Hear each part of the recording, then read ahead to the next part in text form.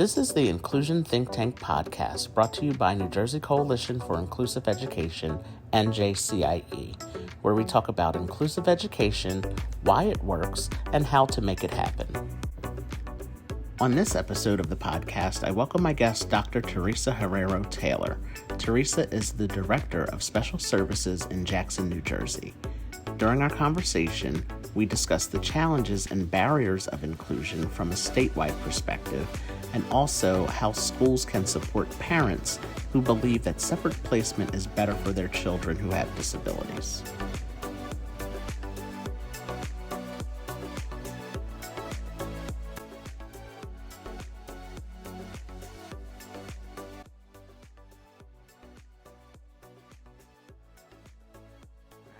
I would like to welcome everyone back to another episode of the Inclusion Think Tank podcast brought to you by New Jersey Coalition for Inclusive Education.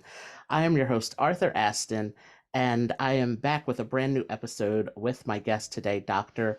Teresa Herrero-Taylor. And Teresa, I'm very happy that you are joining me today. We had a great pre-conversation before we started recording, so I'm really looking forward to our conversation today. Well, thank you for inviting me. I'm honored that I was selected to be interviewed. Yes, you're welcome. And to begin our conversation, can you share a little bit about yourself with our audience? Can you share with us who you are, and also tell us how you became interested in the inclusive education world? Absolutely. I'm a lot of different things.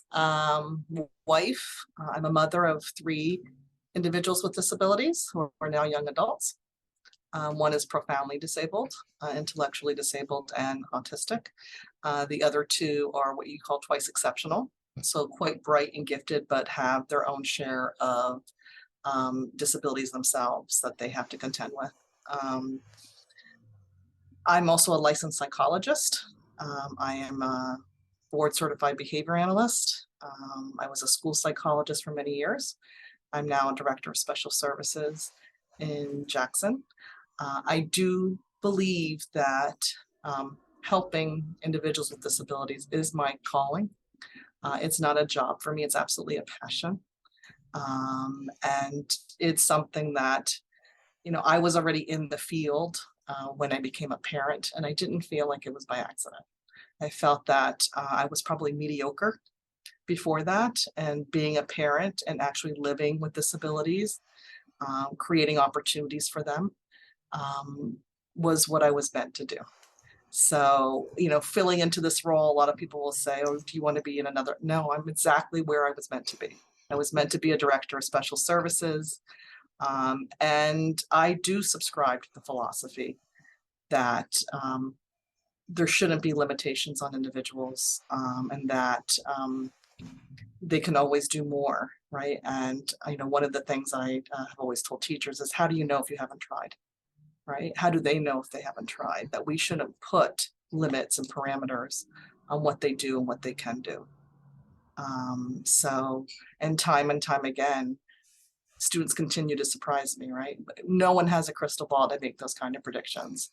And so it would really be, it's just not the way I am. I'm an empowerment person. I believe in the ability to help people reach whatever lanes that they can, and certainly want to, and even perhaps even exceed those. Because sometimes, those self-fulfilling prophecies or those low expectations sometimes get internalized, right? So it is always about pushing forward and really empowering people to go as far as they can. Yes, I love what you said of how do you know if you don't try, and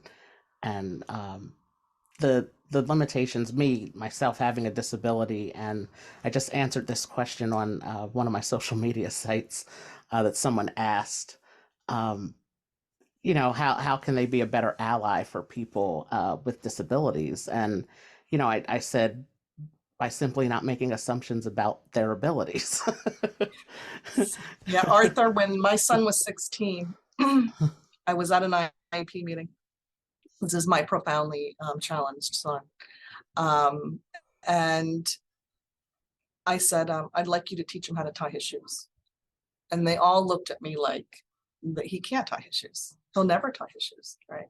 And I said the same thing. How do you know if you never tried? No one has Hmm. ever taught him. They just say, have him use Velcro, right? Right. Why teach him? I said, but no one's ever even tried to teach him. Now, this is a Hmm. child who can't read and write. He can't even hold a pencil, right? And within 1 month, he was tying his shoes. Wow. So, and that's kind of my point. It doesn't mean that everything, but unless you've tried, you don't know how far they can go or what they can do. Right. People surprise you all the time, right? Hmm. I mean, you certainly in your story, right, surprised people too, and you exceeded what people initially thought. So I think that has to be really a framework that people use overall for all of our students, right? That we have Yes. to keep trying and, and trying different methods too. He didn't learn the traditional method. I think he used bright orange laces, and there were some adaptations to it. But ultimately, he learned to tie his shoelaces with regular laces. Hmm. And that increases independence, right? Absolutely. Yeah. That reminds me of a story. I was out at a theater with friends and I was using my crutches, and the usher at the theater, our seats were upstairs, and the theater is old, so it didn't have an elevator. And um, the usher said, "Oh, he can't climb those steps." And my friend said, "First of all, you don't know him." And if he can't climb those steps, let him be the one to say he can't climb those steps. Exactly, Don't exactly. you don't know him. She said, because I've known him a long time, and I don't know if he can climb those steps, but if he wants to try, we'll get him up there. We'll make it Exactly. happen. Yeah, So it's just really not, not making assumptions, and always just trying, and seeing what can be done, and you'll be surprised. and the capacity to grow. I mean, Hmm. and I think of my background, having started my education as an English language learner, being placed in all the low groups, right? Like somehow that was telling me that I couldn't, right? And it really took someone believing in me and saying, "Oh, but I think you can," and then to really push that standard higher, that I then internalized and then rose to that level. Hmm. So I think people have to really be mindful of how much do we also perpetuate that type of setting the bar low, keeping the bar low. Are we really giving students opportunities to really go as far as they can, or perhaps further, as I said, um, you know, rising to the occasion? Right. So, and that's what inclusive education is really about, isn't it? Yes. It kind of fits in with that, the philosophy, and really the federal and state mandate also. It's not like we just make this up and just like it just because. It's also what we're supposed to be doing. Hmm. But there's a lot of ways that we help to push that forward. And sometimes it's those implicit biases that we don't mean, but are there, that sometimes affect the work and affect the mindset also in negative ways. Yes. Yeah. And speaking of the state and requirements and things like that, can you share with us some of the barriers from a statewide perspective to fostering inclusive practices? I'm going to tell you that in Jackson, a really primary barrier that the state has created is financial. We are an S2 district. I don't know if you're familiar with what that means. We have faced very dramatic cuts in our budget every year, millions, which obviously means a loss of teachers, interventionists, specialists to support students in general education. Large class sizes. So all of these things obviously don't make the work in general education, supporting students with disabilities or English language learners. It makes it really strained. Originally, S2 was created at a time when our society was different. It was a different time of education. There were different needs. This was all before COVID. And now Mhm. we look at COVID and we have a lot more students with behavioral challenges, emotional challenges,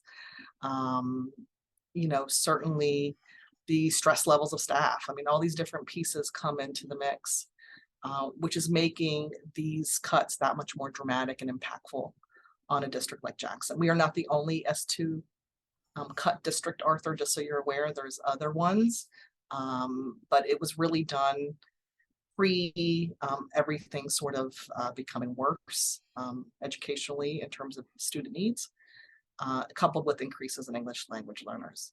So that from the state is a huge barrier. In addition to that, I would say just, change is hard. And I think change, especially post-COVID, is harder, right? Because of all the challenges. I think parents also are feeling stress, and there's a general mindset around inclusive education too, that I think is always something that throughout the state and including Jackson, that we can have to continue to support a mindset that embraces inclusion. And that could be with educators, it could be with parents, across the board. So those are certainly some of the barriers that Jackson specifically, but I think throughout the state in general, that are challenges. Yes. And we're kind of talking about this already, but are there rules or requirements that the state puts in place, that also make it difficult as it relates to inclusive education? I think the legal process, the way it's set up, makes it hard. I'm one, when I believe something is the right for the student, I want to go forward and I'll fight for it because it's the right thing for the student, even if but when you go through a legal process, it's usually, there's a lot of encouragement, or the best word, to settle, even if it's not the right thing for the student. So that's hard, right? I'm a principled person. I want to do the right thing by kids. So settling for the sake of financial reasons, as opposed to it's not the right thing, is difficult, right? It feels uncomfortable. So I think the way the legal process is set up is certainly not easy. The difficulty in providing services and accessing services, right? At Gen Ed, because of funding, right? It does go hand in hand, right? Then that makes it hard. The state created that situation. And ultimately ends up causing inequity in districts that have that differential in their state funding. Unfunded mandates, only partially funded mandates at the state. That makes it hard, right? Because when that differentially impacts districts, that makes it that much more of a challenge to provide a quality needed services for students, which is ultimately our goal. This state is large. It has a lot of school districts, more than 600. Mm-hmm. I think with that, it makes it somehow operationally, there's so many nuances across those districts that the blanket decision making that sometimes happens is really differentially impacting certain districts in ways that's really inequitable for students. Yeah, that's it's a great point to make, that, with so many districts, you can't, or it's difficult to apply one, one thing to all districts when so many different pieces apply for specific districts. That is, wow. Yeah, and New Jersey looks small on the map, but we Oh have no, we a have a lot lot of going on people. here. Yeah, we have a lot of people. Yeah, a lot of people, a lot of students, townships and students and school yeah. districts. And Yeah. all separately sort of trying the best that they can with the Mhm. resources that they're given, and the resources are not the same. Right. So you talk about real differentials there at equity, which is concerning. With all of us having the same goal of implementing the administrative code to the best of our ability, but certainly creates unique challenges, Mhm. especially for a district like Jackson. Yes. Yeah. And then I would like to talk about the parents in the situation. You have the students, and then you have their parents, and there are parents who strongly believe that separate placement is better for their children. Um, and how can we assist those parents in overcoming their reservations about this? Yeah, and I am a parent, so this is very Hmm. interesting. Yeah. I wear many hats, and that's certainly another another hat is being a parent of children with disabilities. Um, It is a tough process, and there's different factors that sometimes impact parents and where they're at. Sometimes it's an understanding of their own child's needs, or perhaps an acceptance of their child's needs. Sometimes that could be an impact. I do think it really starts with case managers and districts really actively listening to families about what are your concerns. Not just dismissing them or disregarding them. What is it that you're concerned about? They are, come to the table. They're active members of the IEP team. They have a voice. They're supposed to have a voice. Are we listening to them? What is it that they fear about perhaps more inclusion, more access to peers? What is it they feel that's better about these other places, right? And a lot of it, it's based on misperceptions, misconceptions. I always say that public schools suffer from like a branding, public relations weakness, that it just gets assumed that in district or public is worse. Unfortunately, fortunately, I've had the opportunity to see many out of district placements. Public schools are comparable, if not superior, to out of district placements the great majority of the time. And to add to that, we have non-disabled peers. This is their community. This is where they live. These are the children that live in their neighborhoods. These are their potential friends, their potential future colleagues. This is where it's at in terms of being part of your community. And you can't get that in an out-of-district placement. They're usually far away, half hour, 45 minutes. You're going to make friendships in different towns. That's not, Jackson's a big place to travel even just to go through, as you know, because you lived here. If you now have to travel to other towns to go connect with people, it's just really limiting. The beauty of having students in district, being with their peers, being part of the fabric of the school, right? Part of it is beautiful, like that, beautiful for students who don't have disabilities and beautiful for the students who do, right? And both levels, everyone grows and is a better place because of it. You can't get that in an out-of-district placement. That part is just lost, not available. In-district programs are longer. We are for a full day. Out-of-district placements are usually shorter. They're usually about 5 hours, 5.5 hours, shorter school day. So on so many levels, and yet the requests come that somehow that must be better. And that's really unfortunate. And most parents aren't aware. They're not really comparing programs or understanding the differences.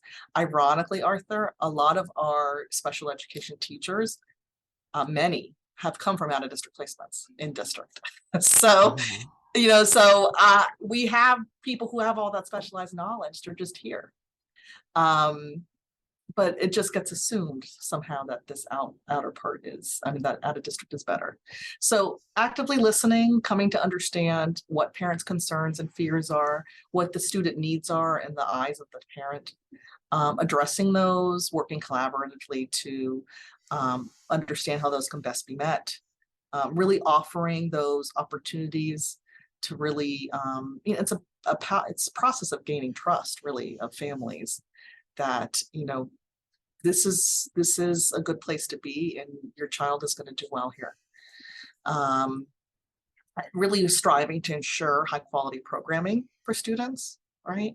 You can't just say we're great and then not be great, right? You have to actually, the IEP implementation has to be as promised, right? You have to do what you're supposed to do when you're going to do it, and do it at a level of quality that certainly students make progress, and progress that's meaningful.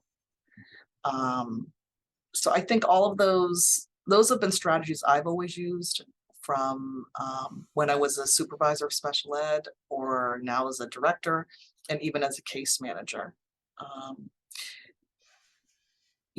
I think really this community piece and the value of that, I think, is sometimes undervalued. And when people see it in action, it just brings tears to my eyes.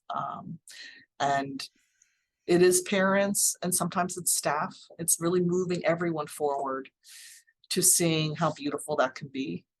There's kids I brought in who people thought, well, I'm not sure if they belong here. And in my eyes, all students belong here, right? They all belong here. They're all part of our community. There's no one, the only time is when we just can't meet the need, right? That would be the one exception. But my question is always, why not? And we have to kind of go through and make sure that we are not just quickly saying we can't, but that we truly can't, right? Which is honestly very rare in my eyes. But really kind of challenging those underlying assumptions, as you say, of why not? Why can't we do that? And sometimes parents come in, well, no, they're too disabled. They can't be there. Why not? I asked them that too. Why not? Well, he needs a nurse. We can get a nurse. Well, the hallways are ADA compliant. We have begun taking more students with visual impairments. The same type of thing. Why not? You don't have to, we do have services. We do have that. We have those approaches. We have the Commission for the Blind. We have everything your child needs. And they're here. They're in their community. They're with their peers. Right. So it is a process. I think districts certainly, you have to sometimes build those supports and services and programming. Sometimes, Arthur, there's actually shortages in certain specializations for support services. Yeah. That's sometimes a challenge, right? Finding the right people. Can we find the right people to support the needs in district? But I try to be ahead of that and having people kind of on the ready who I already know about to provide those services. So anyone who moves in, that I already have contacts or vendors approved and ready to go to support the needs of anyone who might live in or who is here already. So the challenges are not insurmountable. I welcome parental collaboration and I welcome parents talking to each other. So sometimes some districts fear that, the conversations. I love the conversations. I'm a parent too. Parents learn from each other, parents support each other. Being a parent of children with disabilities can be very isolating, especially the more disabled they are, because they tend not to be able to venture out as much into the community, or they think they can't. So offering each other resources and support, knowledge of events and different opportunities is another beautiful thing around being a family with disabilities, that when you can connect with others and feeling like you belong to your school is then just expanding that community. Yeah, it's the collaboration and conversation. It's so important. And I You think know? honesty, like Yes. anything I'm telling you, I've said in meetings, well, why not? Or what is it that you feel? Or that's actually not true. Or, the day's actually shorter. Like everything I'm telling you, I have talked to parents about. Let's have a conversation about this. What is it that you feel? What do you feel is missing? What do you feel why do you think that's going to be better? And, I think too, having, we have a lot of behaviorists on staff, which has been very helpful. We have staff to help support kids do well, right? That's part of our main approach. We do have a lot of specialization within the district. I myself have a lot of specialization, but then I've brought in a lot of specialization for my behavioral team, right? So that we can better meet the needs of kids when they have severe problem behavior. And then more to that end, I've also left it open for other districts to vicariously observe our consultant come in and observe and learn from the strategies that we're doing that perhaps they're not doing. It's a partnership. Like, I'm doing it. Can you learn from what we're doing? Because we're open to you learning from us. I have an open welcome. We do an alternative behavioral approach called PFA SBT for kids with severe problem behavior. We have a consultant from FTF who is in Boston. And those we invite district. We have other districts come and watch, right? The consultations. I'm happy to have other people learn vicariously from us. We are here to support other districts. We field phone calls all the time. There's 600 districts, but we're one state. Right. Can we not come together for the betterment of all of our students? So I do think like cross-county collaboration also would be really powerful.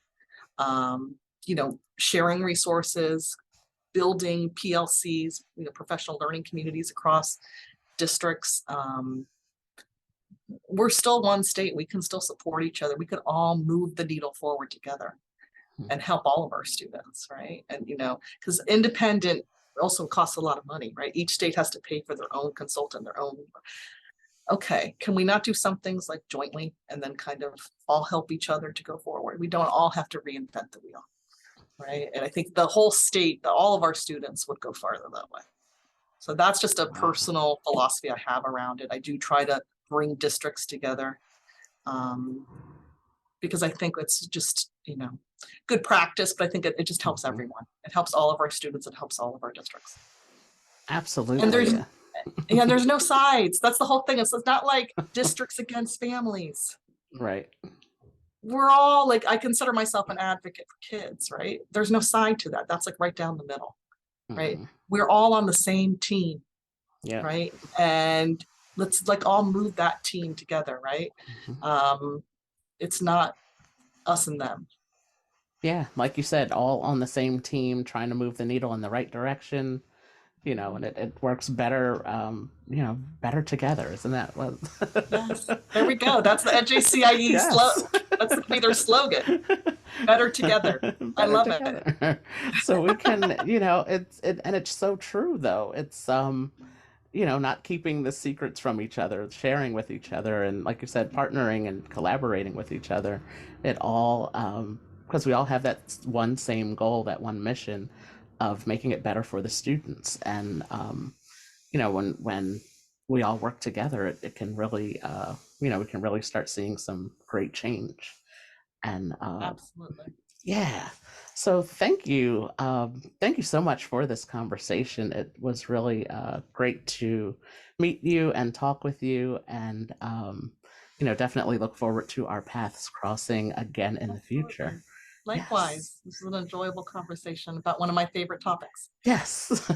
Yes. And I love, I say it to a lot of the guests, I can tell, even though we're meeting on Zoom, your passion for this, and that you truly believe in it. And that's what I enjoy about these conversations of meeting like-minded people who are so passionate about a topic like inclusive education, and their desire to see the change and to make the change and be a part of it. And so it's really great to have this conversation with you. So thank you. Well, thank you for inviting me, and it was an honor and absolutely a pleasure. So yes. Best of luck to you, Arthur. Oh, thank you so much, and enjoy your day. Thank you, you too. Thank you. We thank you for listening to this episode of the Inclusion Think Tank podcast. This podcast is brought to you by New Jersey Coalition for Inclusive Education, NJCIE. Be sure to subscribe on YouTube, Spotify, or Apple Podcasts, and don't forget to follow us on social media at NJCIE. Until next time.